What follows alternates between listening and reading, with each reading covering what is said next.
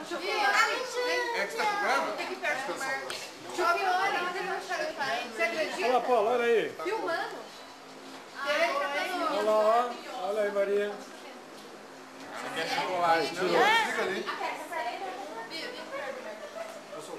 Tirou. Beleza, beleza. Ai, ó. Vamos pra papá?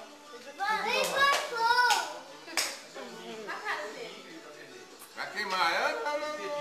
Queimando. Se alguém sentir gostinho de madeira, Papá. agora eu acender os dois. Melhor você juntar os dois. O Lucas não tá entendendo é nada. O que é isso? O que é esse bagulho que brilha aí? Ele vai perguntar por que tá botando fogo.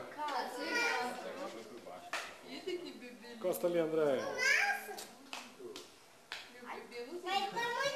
Não me corta a mão, né?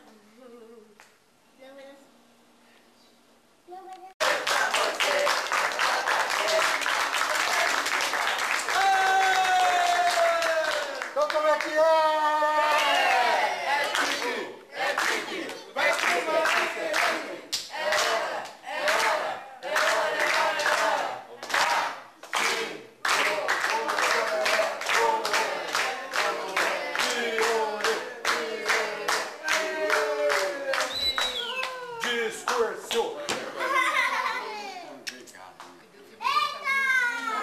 Dá um chute no bolo!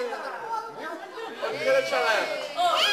Você lembra do chute do bolo lá? Peraí. Grande, Discurso do vô, discurso do vô. Vai lá, deu o bolo. Chutou o bolo. Da Isabela. Discurso do vô, vamos lá. Bom, é muito importante ter vocês todos junto de nós neste momento, representando que vocês são os nossos princípios, nossa continuidade. Mesmo com a idade bastante, nós sentimos completo de ter vocês todos junto de nós.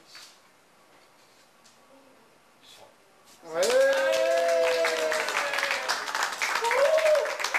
Discurso carbônico. Vamos comer o bolo?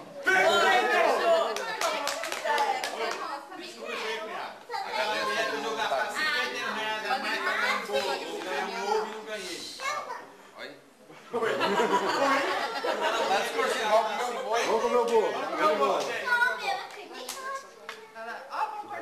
Vamos tirar uma foto todo mundo junto? Vamos, antes do bolo? Que aí depois a gente dispersa. Vamos tirar uma foto todo mundo junto? Aqui, ó. Olha lá perto da piscina, vamos lá. Oi! Deixa onde nós vamos entrar. Tá perto da tchaulinha. O pai e a André é o limite ali. Vamos agir. Fala aí.